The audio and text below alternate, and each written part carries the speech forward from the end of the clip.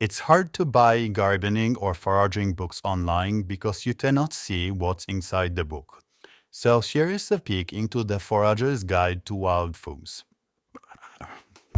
First of all, there are colorful photographs. I know that in some other books there are black and white photos. There are several sections: herbs and greens,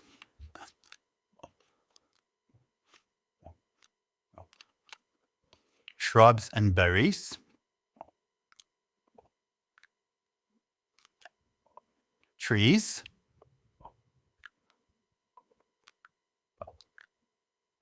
lichens, mushrooms,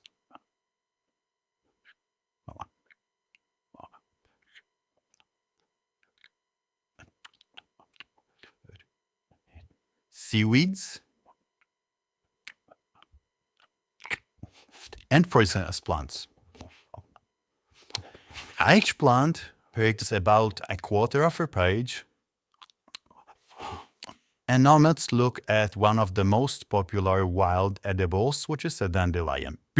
There are 3 photographs. There's a map of where you can find it growing in the US. There's quite a detailed description of the plant. Edible parts, key medicinal uses. There is only one. I know there are more. How to harvest and eat, and there is also a recipe for dandelion bread. What I would like to see in the book, what's missing, is more medicinal uses.